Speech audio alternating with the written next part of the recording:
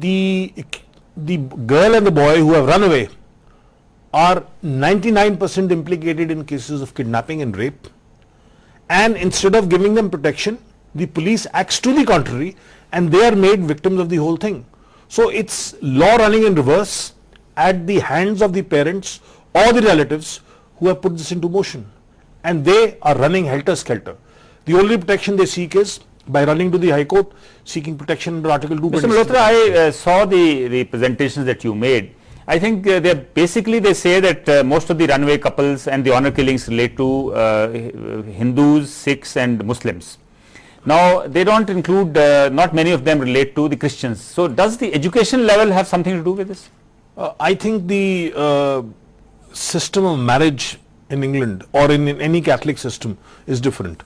They are taught to be independent. The moment you are 16 or 18, you are on your own. You start a relationship, and by the time you are in your early teens, you already. I think here the marriage is seen as a family affair and not an individual. It's marriage in the Hindu system is a sacrament. Marriage in the English system is a contract. See, psychology differs. So nobody wants to interfere in your marriage. Dr. Davinder Singh, now you've been looking at certain files. Do you more or less subscribe to what जो अनिल कह रहे हैं? इसमें मैं थोड़ा सा add ये करूंगा कि जो एक्सेप्टेबिलिटी है व्यू पॉइंट की, जो whatever has been decided by the young boy and girl at the home, that is to be accepted by the parents. If we grow up to that level, no law is required. अगर जरूरत है वो इसी चीज की है. अगर ये पेरेंट्स समझ आए कि बच्चे क्या कह रहे हैं, आजादी भी उनको इस चीज की है, लॉ प्रोटेक्ट करता है, but marriage is to be performed in the society. Mister Chaudhary, ये जो आपके जो खाप इशू है और जो यहाँ पे ज्यादा ऑनर किलिंग्स की बात चल रही है, जिस गांव में एजुकेशन लेवल हाई है वहां क्या ये एक्सेप्टेबिलिटी रनवे कपल्स की ज्यादा है? नहीं, ऐसा नहीं है कि देखिए एजुकेशन तो इस खाप बेल्ट में एक it's quite modernised. Green revolution हो गई है, स्कूल्स हैं, कॉलेजेस हैं, मीन्स ऑफ कम्युनिकेशन, ट्रांसपोर्ट बहुत डेवलप्ड है, सब कुछ है. लेकिन फ्यूडल माइंडसेट अभी काम कर रहा है और जो पुरानी परंपराएं हैं, यानी मॉडर्निटी, आधुनिकता और परंपराओं में सही किस्म का मेल, सही किस्म का एक blending, harmonious blending of the two, it is not taking place. जो समाज आगे बढ़ता है उसमें आधुनिकता और परंपराओं में सही मेल जोल होना चाहिए, वो नहीं ठीक बैठ रहा. और जो खाप के मुखिया स्वयंभू जो लीडर हैं वो हजारों साल पुरानी परंपराओं से अभी चिपके हुए हैं. लेकिन जब हमने पिछली बार ये डिबेट की थी तो हमने कुछ खाप के मुखी भी बुलाए थे, तो वो कह रहे थे कि हम गोत्र मैरिजेस में, इंटर गोत्रा मैरिजेस के खिलाफ हैं, लेकिन हम ऑनर किलिंग्स में हमारा कोई रोल नहीं है. ये ठीक, कहने की बात ठीक है, लेकिन वो जो एक इथो, जो माहौल पैदा किया हुआ है गांव के अंदर कि इस किस्म की मैरिजेस इमोरल हैं, ये गलत हैं और उनको पनिश किया जाना चाहिए. और इस माहौल में जो जिस फैमिली में ये घटना घटती है जी, पेरेंट्स और भाई बहन का कत्ल करते हैं, उसे क्लोज रिलेटिव इन्वॉल्व होते हैं कि उनका जीना मुश्किल कर देते हैं, उनको ताने दिए जाते हैं उस फैमिली को, तुम्हारी लड़की भाग गई, तुम्हारी क्या इज्जत है, ये है वो है. ये माहौल क्रिएट करने में इन लोगों का खाप पंचायत का बड़ा भारी रोल है. और डायरेक्टली भी इनका रोल होता है. 13 अप्रैल को कुरुक्षेत्र में जो खाप पंचायत, जो महापंचायत हुई थी खापों की, वहां महेंद्र सिंह टिकैत जो वेस्टर्न यूपी के बड़ी बालियान खाप के प्रधान है, ऑन रिकॉर्ड उन्होंने ये कहा कि जो इस किस्म की शादी करेंगे उनका कत्ल किया जाएगा. और उसमें ये फैसला लिया गया कि बबली मनोज के मर्डर में जो अक्यूज्ड हैं उनकी मदद के लिए चंदा इकट्ठा किया जाए. डायरेक्टली भी आपका मतलब है कि ऑनर किलिंग को डील करने के लिए पहले I think will have to deal with the khap issue, maybe convince them, persuade them और deal with them legally. Of course social reformment, लेकिन एक counter culture is to be built, you know, right, counter culture in society. Now mister Malhotra, you've done a lot of work on the NRIs. Is this menace of honor killings, has it extended, spilled over even to the NRIs? It is existing in a big way in Canada, in America, in England. I can highlight 3 cases which come to my mind straight away. The first one is of Geeta Olak, who was murdered or got murdered by her husband by paying £5,000 to 4 men who killed her on the streets in England last year in the That month trial of is still November. on, I think. The trial has started. It was reported day before yesterday. And the man makes no bones about saying, yes, I did it. And I did it because she wanted to divorce me. The second is of a British customs officer, Surjit Kaur, who was got murdered by her mother-in-law because she wanted to divorce her son and go and live with another man. The mother-in-law, 70 years old, is the oldest lady in England serving a sentence of life. And the third one is Jassi's case. Jassi was got murdered by her mother because she fell in love with an auto rickshaw driver. She was found with her throat slit.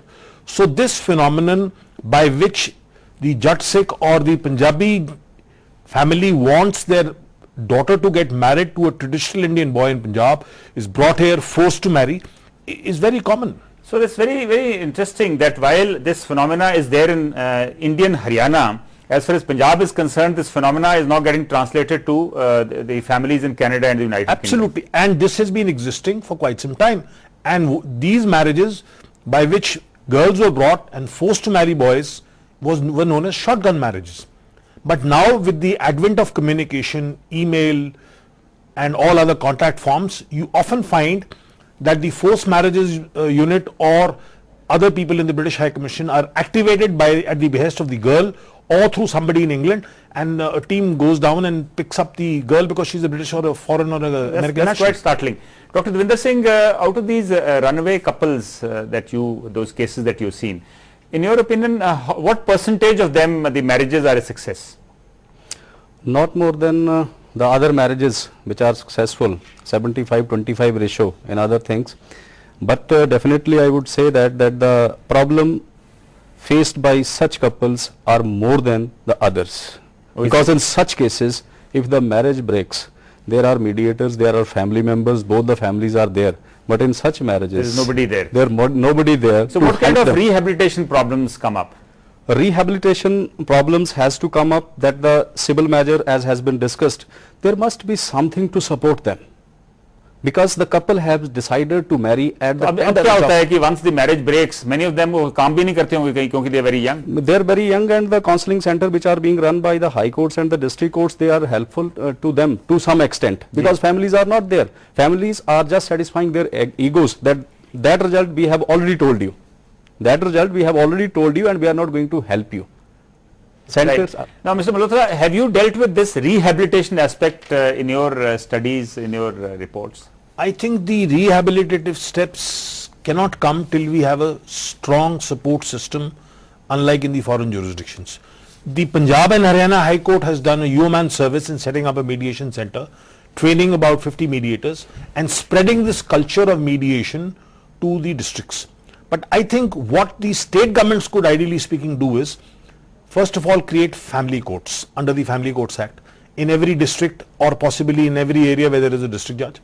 And in these family courts have trained mediators, counselors, so that these people can take the aid and assistance of runaway people who have run away and are in need of assistance. I think these are some valuable suggestions. Mr. Chaudhary, now in a lot of these cases, in the case of runaway couples, जो runaway couples हैं उनको parents disinherit कर देते हैं या उनको disown कर देते हैं, तो अगर उनकी marriages breakup हो जाती हैं तो उनकी rehabilitation कैसे हो सकती है? देखिए, उनकी रिहेबिलिटेशन के लिए कुछ सोशल सपोर्ट की जरूरत है। सिविल सोसाइटी में एक काउंटर कल्चर बिल्ड करने की जरूरत है इनको अपोज करने के लिए, और एक समाज सुधार आंदोलन की आवश्यकता है, तभी इन चीजों को फाइट किया जा सकता Mr. है। Malhotra, now the courts have been intervening to protect some of these runaway couples. Do you think courts can intervene in rehabilitating them? Well, I think yes. To start with initially, some courts would find it difficult to handle these matters. But with the current system prevailing, where the Honorable Chief Justice has come out with a very illuminating judgment, under Article 226 protection was provided, but now in a very recent viewpoint, this power has been delegated to the district judges so that they may not have to rush to Chandigarh to take assistance. And I think once trained mediators are made available through the medium of the courts, the onus of helping them to rehabilitate can be passed on through the court system.